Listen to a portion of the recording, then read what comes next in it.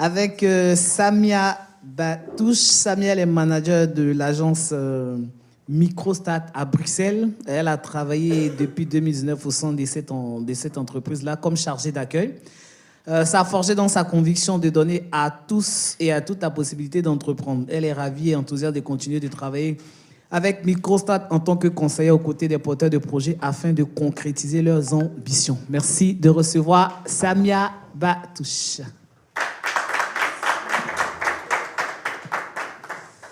Merci à tous et à toutes. J'espère que vous avez encore l'énergie, la concentration.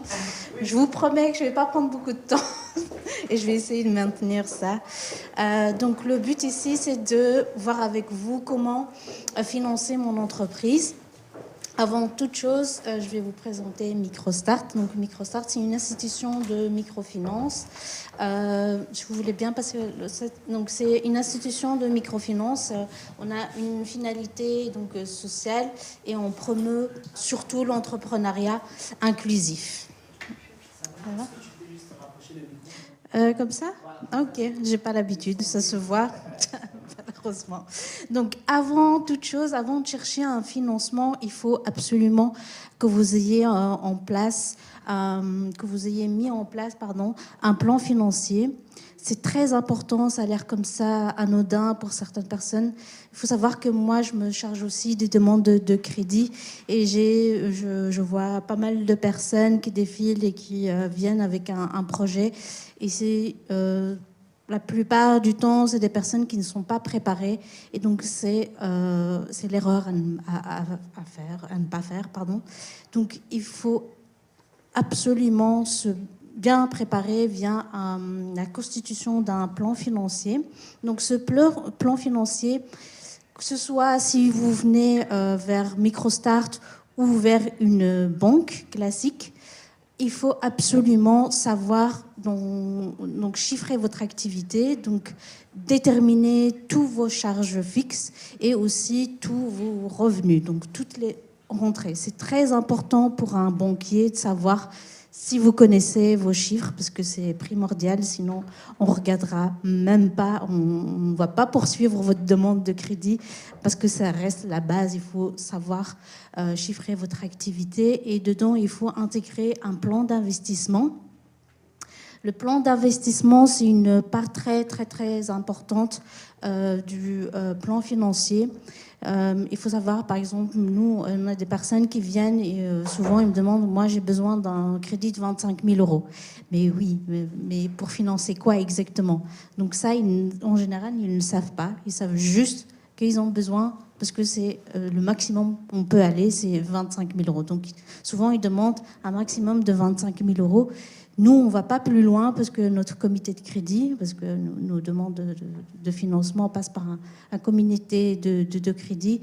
Et notre comité de crédit, c'est valable pour les autres institutions bancaires aussi. Hein. Donc, si on voit que le besoin n'est pas justifié, n'est pas chiffré, à ce moment-là, on ne peut pas aller plus loin. Donc, le plan d'investissement est très important. C'est là que vous vous déterminez vos besoins, soit en matériel, soit en ressources humaines. Donc, vous dites, voilà, j'ai autant de salariés, donc je vais avoir besoin d'autant pour les rémunérer. Donc, moins surtout sur les 3 premières années. C'est ça, sur quoi s'étale un plan financier. Et aussi, démontrer si vous avez des fonds propres, de dire voilà, moi j'investis dans mon projet autant, où j'ai une des garanties, et j'aurai besoin d'un complément, soit en crédit chez la banque, de temps pour complémenter le total de l'investissement dans mon projet. Donc en fait, il faut que tous les coûts aient une ressource de revenus, de financement. D'accord ? Donc ce plan plan financier, franchement, il faut vraiment prendre le temps de vraiment bien le compléter avant d'introduire une demande de crédit, donc, quelle que soit l'institution financière. C'est la base. Et c'est très important. Et donc après, il y a aussi le pitch. Ça, il faut Un entrepreneur, il faut qu'il soit déterminé, motivé, qu'il démontre aussi que son projet vaut la peine qu'on investisse dedans. Ça, c'est... Moi, j'ai devant moi des personnes, des porteurs de projets. OK, le projet, peut-être il est viable, mais il manquerait cette motivation, cet optimisme pour dire, allez, croyez en moi, en mon projet. Donc, il faut aussi arriver à capter, fédérer autour de votre projet. Ça, c'est très important. Donc, si vous voulez bien passer. Donc, en général, les solutions de financement, je pense que vous les connaissez. Donc, il y a évidemment les financements classiques, donc auprès de votre banque. Donc, à ce moment-là, vous aurez soit droit à un crédit professionnel ou à un crédit de caisse. Un crédit de caisse, je vais peut-être pas aller plus rapidement. Donc, un crédit professionnel, ça reste un crédit classique. Vous payerez des intérêts, mais à la banque, comme toutes les banques classiques, demanderont évidemment d'avoir des garanties. Soit vous avez un apport propre, soit vos parents qui vous soutiennent. Ou, voilà. Donc, ça, c'est pour les crédits professionnels. Après, vous avez aussi des crédits de caisse. Là, c'est un compte en rouge. C'est, par exemple, souvent, c'est des... je vais prendre un bête exemple. Peut-être un consultant qui travaille sur un projet et donc il n'est pas payé tout de suite, il est payé plus tard. Donc à ce moment-là, il aura besoin d'un crédit de caisse, juste le temps de recevoir cet argent. Alors, il y a aussi des financements alternatifs, parce qu'il faut savoir que la banque ne suit pas tout le monde, tous les projets, surtout les starters. Les personnes qui commencent un projet, souvent les banques n'y vont pas parce qu'ils ont besoin de garanties, encore une fois. Donc souvent ils demandent des bilans comptables les 3 dernières années pour voir que le projet est viable, et donc ils peuvent se permettre de vous financer parce que c'est un projet sans risque, parce qu'ils ont vu via vos bilans comptables que l'activité est viable, donc ils vont aller facilement. Si jamais la banque ne vous suit pas, à ce moment-là, il y a aussi d'autres financements alternatifs, comme le financement public. Il y a aussi les subsides et les primes, il y a le crowdfunding, il y a le microfinance comme MicroStart. On va aller peut-être... Donc, tout ce qui est financement public, vous avez des structures comme Bruxelles, donc Finance et Invest Brussels. Franchement, je pense que les gens ne le connaissent pas vraiment, mais vous avez la possibilité d'avoir des crédits. Je pense qu'eux, par contre, ils vont jusqu'à 100 000 €, donc n'hésitez pas à les contacter. Mais encore une fois, il faut vraiment que votre plan financier, business plan, soit bien ficelé. C'est très important. Il y a aussi dans la région wallonne, si vous êtes en Wallonie, il y a Wallonie Entreprendre qui serait aussi partant pour vous financer éventuellement. Il y a également des subsides et des primes. Donc donc peut-être je vais aller dans les détails. Vous avez, je ne sais pas si vous connaissez les primes indépendants, la mesure tremplin. C'est des subsides et des primes qui existent. Donc pour la prime indépendante, c'est une prime de 4 000 € octroyée par la région de Bruxelles. Donc pour tout indépendant qui souhaite démarrer en tant qu'indépendant, vous avez droit à 4 000 € ici dans la région de Bruxelles. Et en Wallonie Entreprendre, je pense que ça s'appelle le plan Airback.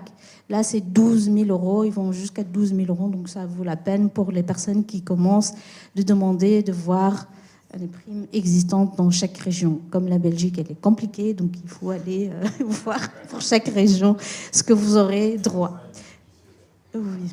Mais par contre, il y a la mesure tremplin où là, c'est fédéral. Donc, c'est valable partout en Belgique. Donc, si vous êtes demandeur d'emploi et que vous touchez le chômage, vous avez le droit de conserver votre chômage durant 1 an tout en vous lançant en tant qu'indépendant. Donc, c'est toujours bien de l'avoir si dans le cas où vous hésitez à vous lancer. Alors, j'ai anticipé, donc on a déjà parlé de ces primes. Après, vous avez une autre solution de financement. Il y a le crowdfunding. Ça, c'est si jamais vous voulez. Ça plutôt, c'est un financement complémentaire. Et aussi, c'est un moyen de faire connaître votre activité. C'est de mettre sur des plateformes où là, c'est un financement participatif. Donc, vous mettez votre produit, vous faites un appel à un financement. Pardon, je me cogne sur le petit immeuble. Si vous voulez bien. Et donc, après, vous avez les microfinances. Nous, on intervient, donc Microstart, c'est des microcrédits. Il y a aussi Crédal, je ne sais pas si vous connaissez Crédal, qui a aussi la possibilité de vous octroyer des crédits. Donc nous, on va jusqu'à 25 000 euros. Et nous, on est une solution alternative aux banques parce que nous, on demande moins de garanties, on est moins exigeant, si j'ai envie de dire, moins exigeant que les banques. Alors, donc, c'est une des personnes qu'on a déjà financées via Microstart. Donc, il faut savoir que Diego il s'est présenté chez Microstart parce qu'il a eu plusieurs refus bancaires, malheureusement. Et donc, il a frappé la porte de Microstart et on a pu le financer. Et il a lancé son entreprise à Charleroi. Alors, concrètement, qu'est-ce que nous, on fait? Donc, on propose des financements et aussi l'accompagnement. Notre accompagnement est gratuit, donc ce qui nous fait que nous, on fait des microcrédits accompagnés. Les passés, donc, on existe depuis 2011 et depuis 2011, on a octroyé donc, des microcrédits accompagnés donc, à plus de 5000 personnes. Alors, nos microcrédits, les montants vont de 500 à 15 000 euros pour les personnes qui démarrent l'activité. Et on peut aller jusqu'à 25 000 euros si vous êtes en activité plus d'1 an. Les frais de dossier sont de 5%. Le taux d'intérêt, donc, il est à partir de 11,13. Ça fait toujours cet effet quand je l'annonce. Donc, je suis habituée. Oui.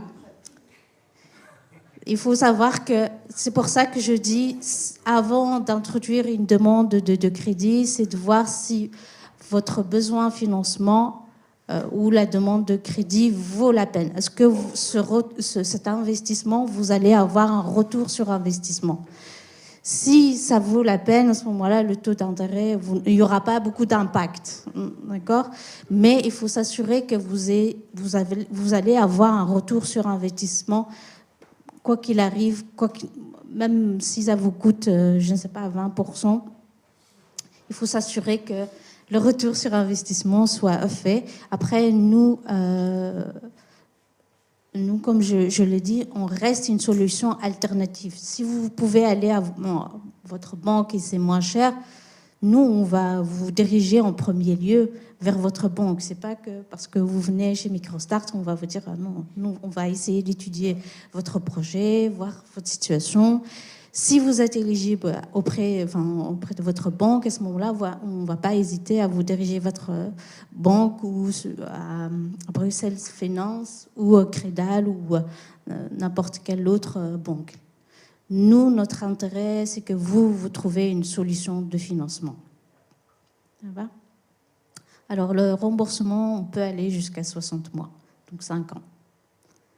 Et on a financé donc 7000 personnes. Donc, la différence entre les deux chiffres, c'est que le premier, on a accompagné et financé. Ici, c'est uniquement financement. Alors, nos microcrédits, c'est à destination pour tous les besoins. Soit liquidité, soit stock, soit véhicule, soit les travaux. On finance de tout, du moment que c'est un rapport avec votre projet, évidemment. Et on finance tout secteur d'activité, du moment que ça reste légal. J'ai envie de dire comme ça. Voilà. Alors, au niveau de l'accompagnement, donc notre accompagnement est gratuit. On peut vous aider à l'élaboration du business plan financier. Donc, c'est un accompagnement avant démarrage et après démarrage. On a aussi des formations collectives. Là, c'est des formations collectives où là, vous avez la possibilité, avec le coach, de préparer et structurer votre projet. Voilà. Alors, nos porteurs du projet, concernant les conditions, il faut qu'ils soient domiciliés en Belgique, inscrits à la BNP, donc, et que la faillite soit intérieure, pas d'exclusion. Donc, si vous avez une faillite, c'est pas grave, mais il faut que la faillite soit passée, clôturée. D'accord. Donc, les revenus, par contre, il faut qu'ils soient générés en Belgique. Donc, on peut financer votre projet du moment que les revenus sont générés en Belgique. Nous, on n'a pas besoin d'une garantie, on va dire, physique. Donc, aucune propriété ou contribution propre n'est requise. Donc, on ne demandera pas de fonds propres ou quoi que ce soit. Par contre, on demande un garant. Ah oui, je l'ai mis. Donc, on demandera un garant. Donc, c'est une personne qui se porte garant sur la moitié de la somme demandée. Donc, le rôle à lui ou à elle, c'est de payer la mensualité dans le cas où vous ne payez pas. Donc, il faut croire à votre projet. Il faut s'assurer que votre projet est viable. Du moment que vous avez ces deux éléments, votre garant en soi, il ne va pas intervenir si tout se passe bien. Ça va? On est bien. Alors, au niveau des conditions, donc l'entreprise, soit existante ou en phase de lancement, comme j'ai expliqué, on finance tout type de statut d'indépendant, tout statut juridique, tout type de besoin et aussi tout type de secteur, du moment que ça reste évidemment légal. C'est un exemple de personne qu'on a financée, c'est Manon. Donc elle a fait appel à un crowdfunding et aussi a fait appel à Microstart pour lever les fonds pour lancer son entreprise. Alors nous, on existe, enfin on est partout en Belgique. On est à Bruxelles, on est en Wallonie, donc Hainaut et Liège, Anvers et Gand. Ouais. Je pense que voilà, si jamais vous souhaitez un financement ou un coaching, n'hésitez pas à aller sur notre site internet ou appeler nos collègues. Je pense que le numéro de téléphone est parti en 2 parties, mais il est bien là. Ça va? Voilà. Je ne sais pas si vous avez des questions, n'hésitez pas à me poser. Oui.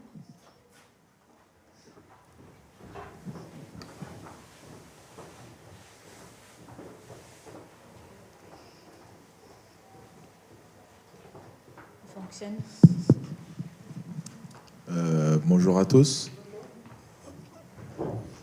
Je me présente, je suis Monsieur Nassi Landry. En fait, votre projet m'intéresse, mais juste une question. Le Jeune France, c'est pas possible par rapport à ce projet-là? Alors, les conditions, c'est être résident belge, effectivement. Après, vous avez, je ne sais pas si vous connaissez l'ADI en France, ça existe, c'est l'équivalent de Microstart. Il faut savoir que Microstart existe aussi grâce à l'initiative de l'ADI. Donc, on a quasiment le même ADN. Donc, voilà, n'hésitez pas à les contacter si vous n'êtes pas résident belge. Ça marche, merci.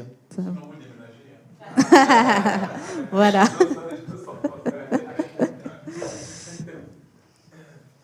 Bonjour. Bonjour. Voilà, moi j'ai 2 questions. D'accord. La première, c'est en ce qui concerne les garants, est-ce qu'il y a des conditions sur les garants? Est-ce que ça peut être n'importe qui, un ami? Est-ce que est-ce qu'un ami est par exemple éligible? Voilà, des conditions d'éligibilité. Et la deuxième question, c'est,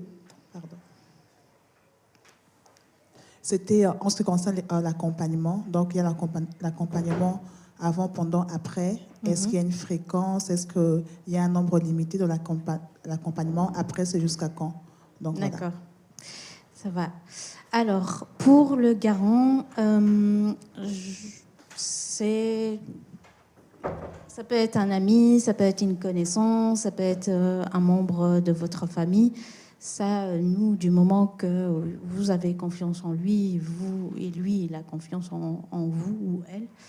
Nous, ce qu'on regarde concrètement quand on introduit une demande de crédit, c'est de voir votre projet, votre situation personnelle et le budget familial et aussi le budget de votre activité. Votre garant, on regarde à ces situations évidemment pour voir s'il peut assumer la mensualité et ne pas le mettre en difficulté dans le cas où on doit faire appel à lui. Donc c'est ça le plus important pour nous. Je ne sais pas si j'ai répondu à votre question. Alors pour l'offre accompagnement, je vais vous expliquer clairement. Donc en fait, si vous avez une idée d'un projet, à ce moment-là, je vais vous conseiller les ateliers. Et les ateliers, c'est en 2 matinées, voire 3 matinées.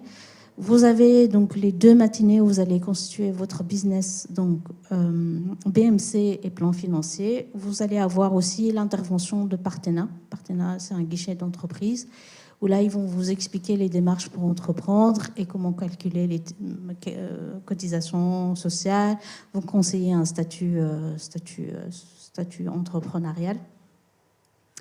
Donc ces deux séances, donc c'est totalement gratuit. Vous avez droit aussi à une matinée d'atelier pratique où là vous allez vraiment mettre en exercice votre projet. Donc ça c'est pour les ateliers, c'est collectif, c'est gratuit, ouvert à tout le monde. D'accord ?